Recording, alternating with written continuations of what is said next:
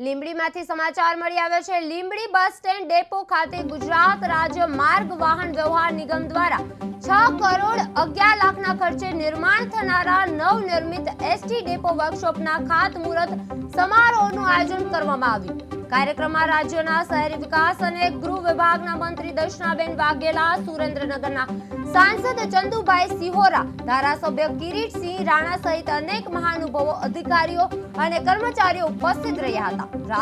सौराष्ट्रना मुख्य द्वार गणाता लींबड़ी शहेरमां आ आधुनिक वर्कशॉपथी एसटी सेवाओ वधु सदृढ़ बनी तेवी आशा साथे व्यक्त करवामां आवी रही छे।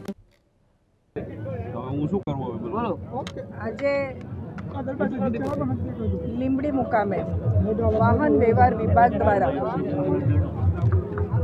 6.11 લાખના ખર્ચે જે વર્કશોપ બનવા જઈ રહ્યું છે એ વર્કશોપનું આજે ખાતમુહૂર્ત કર્યું।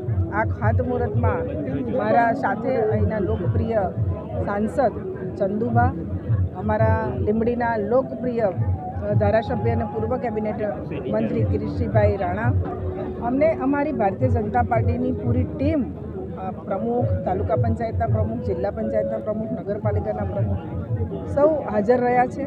અને આ જે વર્કશોપ બનવા જઈ રહ્યું છે એ વર્કશોપ અહીંયાથી 100 કિલોમીટર અમદાવાદ અને અહીંયાથી 100 કિલોમીટર આગળ કોઈ આવું વર્કશોપ છે નહીં।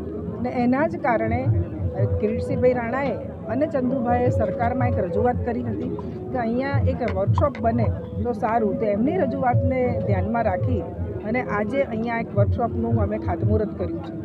ભારતીય જનતા પાર્ટીની સરકાર, માનનીય મુખ્યમંત્રી અને અમારા ડેપ્યુટી સીએમ કે